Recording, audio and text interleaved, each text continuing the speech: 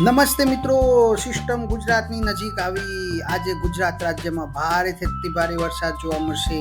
આજના વરસાદની વાત કરીએ તે પહેલાં તમે ચેનલ પર નવા હો તો ચેનલને લાઇક, શેર અને સબસ્ક્રાઇબ કરતા રહેજો.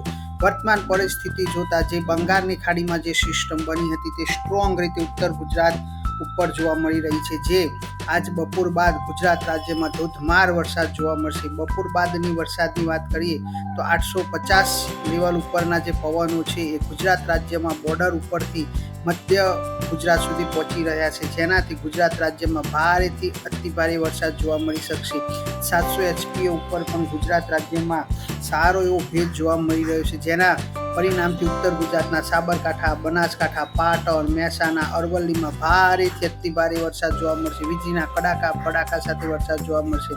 મધ્ય પૂર્વ ગુજરાતની વાત કરીએ તો અમદાવાદ, ગાંધીનગર, ખેડા, પંચમહાલ, છોટાઉદેપુર, દાહોદ, મહીસાગરમાં ભારેથી અતિભારે વરસાદ જોવા મળશે. અમદાવાદમાં મોડી સાંજ સુધીમાં ભારેથી અતિભારે વરસાદ જોવા મળી શકે છે. 500 એચપીએ ઉપર પણ સારો એવો ભેજ ગુજરાત રાજ્યમાં જોવા મળી રહ્યો છે, જેથી ઉત્તર ગુજરાત, મધ્ય પૂર્વ ગુજરાતના અમુકમાં તો ધોધમાર વરસાદ જોવા મળી શકે છે. જ્યારે સૌરાષ્ટ્રમાં પણ વાત કરીએ તો સૌરાષ્ટ્રની અંદર સુરેન્દ્રનગર, મોરબી, જામનગર, રાજકોટ, બોટાદ, ભાવનગર, અમરેલીમાં ભારેથી અતિભારે વરસાદ જોવા મળશે. વીજળીના કડાકા ભડાકા સાથે વરસાદ જોવા મળી શકે છે. સૌરાષ્ટ્રના બીજા પણ વિસ્તારમાં અમરેલી, જૂનાગઢ, ગીર સોમનાથ, પોરબંદર, દેવભૂમિ, દ્વારકા, દીવમાં ભારેથી અતિભારે વરસાદ જોવા મળશે. કચ્છમાં પણ મોડી સાંજથી વરસાદના પ્રમાણ અને વિસ્તારમાં વધારો જોવા મળશે. હવે જેમ જેમ સમય જશે તેમ વરસાદનું પ્રમાણ અને વિસ્તાર વધતું જશે અને ભારેથી અતિભારે વરસાદ ગુજરાત રાજ્યમાં જોવા મળી શકે છે.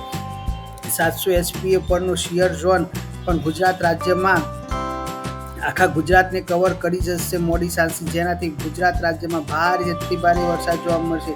મિત્રો, આગામી 3-4 દિવસ ગુજરાત રાજ્યમાં સાર્વત્રિક વરસાદ, ધોધમાર વરસાદ જોવા મળશે.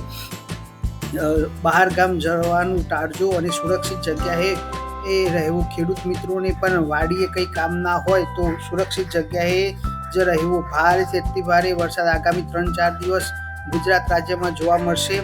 લાઇક, શેર અને સબસ્ક્રાઇબ કરતા રહેજો. તમારા મિત્રને સેન્ડ કરતા રહેજો. નમસ્તે.